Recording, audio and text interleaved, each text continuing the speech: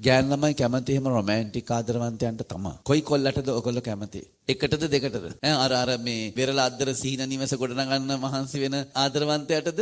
මල්බොකේක දුන්න එක්කෙනාටද? අපිට ජීවිතේ දෙවිදියකට ගත කරන්න පුළුවන්. බොහොම යථාර්ථවාදීව ගත කරන්න පුළුවන්කම තියෙනවා. අර මතු පිට సౌందර්යයේ වෙලිලා ඉන්න පුළුවන්.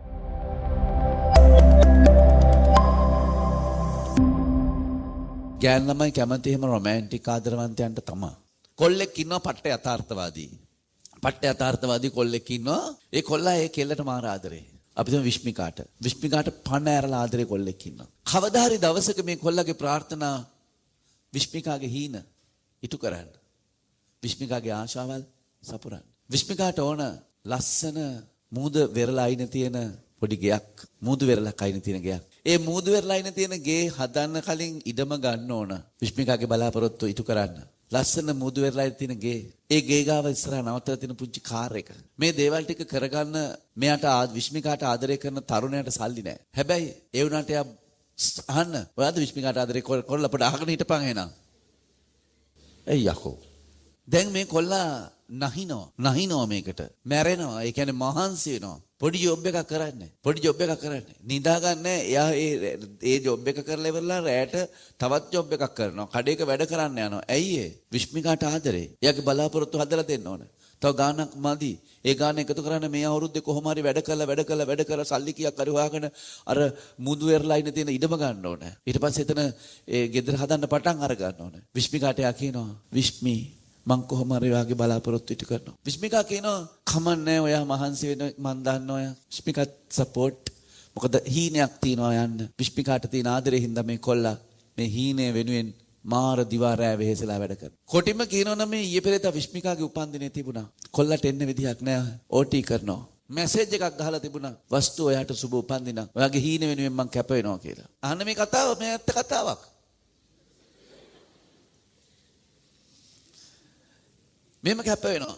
මැරිගෙන දිවාරය නොබලා වැඩ කරන්නේ මේ කොල්ල බොහොම යථාර්ථවාදීව. සත්‍යෙන් සත්‍යේ ඉතිරි කළා ලොකු ගාණක් දැන් හම්බ කළා තියෙන්නේ. ටිකෙන් ටික අර හීනට යනවා. වෙරළක් අද්දර තියෙන ලස්සන ගෙදරක විශ්මිකාගේ සිහින නිවස හදලා දෙන්නයි මේ කොල්ලගේ වෑයම. කොච්චර හොඳ කොල්ලෙත්. දැන් ඒ වුණාට මේ කොල්ලට විශ්මිකාව හම්බෙන්න එන්න විදියක් නැහැ. ආදරේ කරන්න, මුමුණ ඉන්න, ළඟට වෙලා කතා කියන්න, අත්වැල් අල්ලගෙන මං මාවත් දිගේ ඇවිදින්න, චිත්‍රපටියක් බලන්න, හැන්දෑවට කොහේ හරි යන්න. ඒව කරන්න අරුට වෙලාවක් නැහනේ. ඒවටත් විශ්මිකාට ආසයි. ඒත් ඒ කොල්ලට වෙලාවක් නැහැ. දවසක් විශ්මිකාට තරහ ගිහිල්ලා කොල්ලට කියනවා බලන්නකෝ අනේ ඔයා අනිත් හැම ගෑන් ළමයෙකුගේම පිරිමි ළමයි ඒගොල්ලන්ව හම්බෙන්න එනවා කොච්චර ලව කතා කර ඉන්නවද ඔයාටනේ වෙලාවක් නැත්තේ ඔයා හැමදාම වැඩ මොකද්ද මේකේ තේරුම වැඩක් තියනවද කොල්ලට හරි දුකයි විශ්මිකාව තේරුම් ගන්න මං ඔයාගේ හීනේ ඉටු කරන්න මේ හදන්නේ මං ඔයාට ආදරේ හින්දා මං වැඩ කරොත් විතරයි ඔයාගේ හීනේ අනේ මන් දන්නේ මට ඔයාව තේරෙන්නේ නැහැ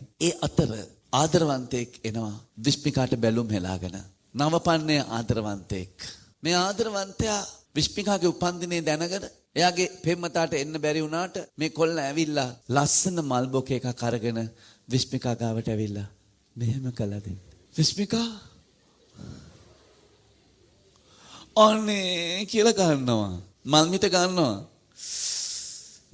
අනේ මට කවුරුවක්වත් එහෙම දීලා නැහැ ඔයාට මතක් වුණානේ මම දැන් අර පණ එපා කියලා දිවාරය නොබලා වෙහෙසෙන මේකේ හීනේ වෙනුවෙන් කැප වෙන අර කොල්ල අමතකයි අරුගේ මල් බොකේක ඉස්සරහා. ඔයගොල්ලෝ තෝරගන්නේ අර මල් බොකේක ඊට පස්සේ ආ මල් බොකේක දීලා විතරක් නෙමෙයි විශ්මිකාව එකගෙන ගියා මේ බැරිස්ටා එකේ කොෆි එකකට. විශ්මිකා දන්නේ නැති වුණාට එදා ඇවිදින් තිබුණේ එයා යාළුවෙක්ගෙන් ඉල්ලගත්ත කාර් එකක. විශ්මිකා ඇහුවා ඔයාගේද? මේක විතරක් නෙමෙයි තව තියෙනවා කිව්වා. ඔය ඉතින් තව තියෙනවනේ කාර් අනුන්ගේවා. විශ්මිකාගේ හිතේ මුට කාර් එකක් එහෙම තියෙනවා කියලා.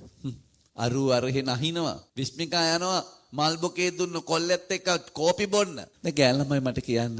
ඔයගොල්ලෝ බාර ගන්නේ අර මල් බොකේ එක දෙන කෝපි බොන්න යන්න එක්කගෙන යන චිත්‍රපටි බලන්න එක්කගෙන යන ඊට පස්සේ ලස්සන ෂොප් එකකට ගිහිල්ලා විශ්මිකාට ලස්සන ගවුමක් අරන් දුන්නා. කොයි කොල්ලටද ඔයගොල්ලෝ කැමති? එකටද දෙකටද? දෙකට. අර මේ සිහින මේ වෙරළ අද්දර සිහින නිවස ගොඩනගන්න මහන්සි වෙන ආදරවන්තයටද මල් බොකේ එක දුන්න එක්කෙනාටද? මල් බොකේ එක දුන්නා. බොහොම හරි බොහොම හොඳයි. අපි අර දෙවෙනි එක්කෙනාට කියන්නේ රොමැන්ටික් ආදරවන්තයෙක් කියලා. එයා යථාර්ථයට වැඩක් නැහැ එයාට. එයා යථාර්ථය නෙවෙයි ඉන්නේ. සෞන්දර්යයේ ඉන්නේ. මතු පිට ජීවිතය ඇතුලේ ඉන්නේ එයා. අපිට ජීවිතේ දෙවිදියකට ගත කරන්න පුළුවන් නේ. බොහොම යථාර්ථවාදීව ගත කරන්න පුළුවන්කම තියෙනවා.